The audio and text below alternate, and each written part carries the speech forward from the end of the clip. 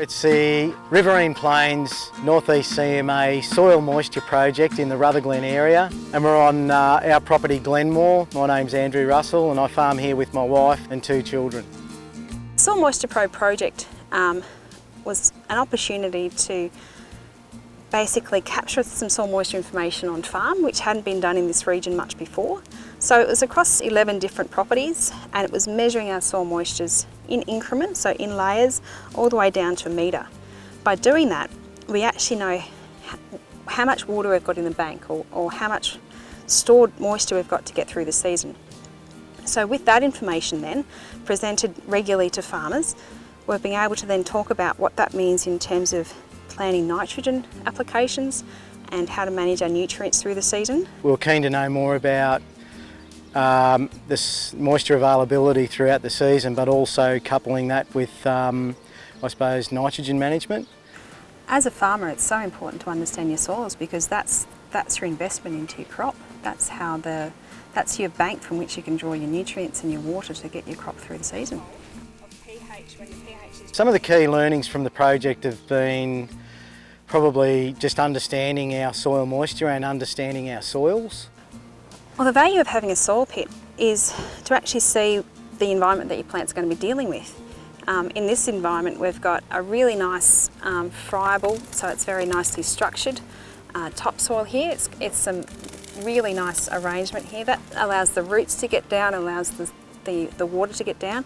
That's quite a light layer, so we'd say that's probably more of a silt-based soil type. Then we move into this here, which would say is our A2, or where the plants are actively growing. And this is slightly heavier clay. It's got quite a bit more clay in it, but still it's very nicely structured, and it's very nice for the roots to get down. We can see some of the root channels in there. A lot of the water that's stored in a clay soil isn't that accessible to the roots. They have to work really hard to suck it up.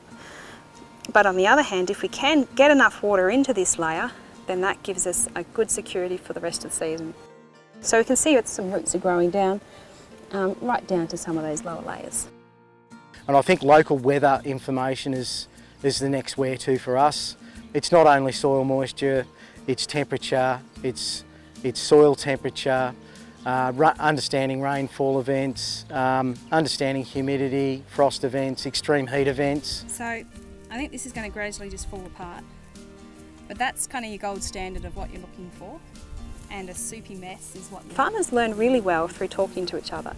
So I guess you'd call it peer-based learning, where a group of farmers, once they get past talking about the weather, it's amazing what information they'll share. We do a lot of research ourselves, and it's just that, trying different things each year. And so peer-to-peer learning in group environments is an excellent way to learn. Because they know that the person that they're talking with has been dealing with exactly the same situation that they have.